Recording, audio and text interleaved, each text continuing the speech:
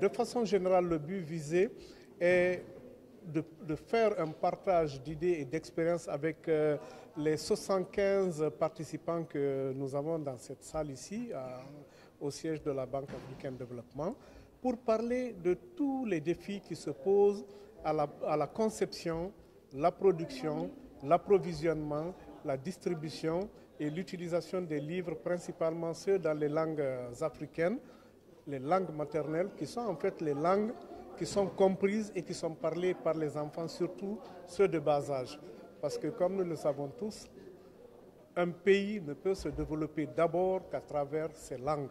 Il faut que les enfants qui arrivent pour la première fois à l'école soient pris en charge dans leur langue maternelle pour qu'ils comprennent c'est quoi le nouvel environnement, c'est quoi l'école dans laquelle ils mettent les pieds pour une première fois. Donc le meilleur moyen de capter leur attention et de les amener à découvrir les livres, découvrir la lecture, avoir des goûts pour le livre, c'est de les prendre sur leur langue maternelle. C'est pour ça que nous, aussi bien en tant qu'éditeurs, en tant que spécialistes de programmes de lecture qu'en tant qu'enseignants, donc nous soutenons toutes les initiatives qui visent à la promotion du livre dans les langues nationales. Le Japon s'est développé en langue japonaise, la France s'est développée en français, l'Angleterre, les États-Unis en anglais, etc. Pourquoi les pays africains ne vont pas se développer d'abord à partir de leur langue? Pourquoi les systèmes éducatifs africains ne vont pas d'abord développer les compétences fondamentales de base en termes d'apprentissage de la lecture, du calcul et toutes les autres compétences instrumentales en partant du vécu de l'enfant, en partant de la langue que l'enfant comprend et parle déjà dans sa société? C'est important et vous le savez tous.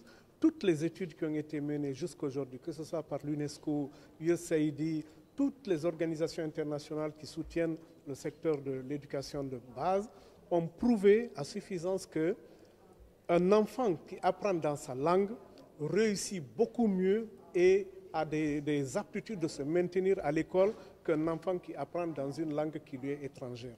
C'est pour ça que nous disons qu'il faut que, aussi bien sur le plan de la volonté politique que sur les engagements des différentes politiques éducatives, linguistiques, culturelles et autres, que nous mettons l'emphase sur nos langues pour que nos enfants, quand ils arrivent à l'école, ils s'identifient. Ils ne se disent pas qu'ils viennent dans un monde qui leur est inconnu. Parce qu'en fait, arriver le premier jour de scolarité et qu'on vous dise non, tu n'as pas le droit de parler ta langue, tu écoutes une autre langue que tu ne connais pas, c'est déjà un handicap à l'apprentissage. Donc, nous estimons qu'il n'y a pas plus que les résultats de recherche qui ont été menés il y a 40-50 années et qu'on continue de mener, qui prouvent que, en plus, un enfant qui est scolarisé en Dioula, en Akan, en Manding ou en Fulfulde à sa première année de scolarité, a plus de possibilités d'apprendre une deuxième langue que le français, l'anglais, etc. Ça, c'est indéniable, ça a été prouvé. La multiplicité des langues ne doit pas être vue comme un handicap, mais plutôt comme une chance pour ouvrir le maximum d'opportunités au maximum d'enfants dans ces pays. Sinon, on va continuer à les exclure.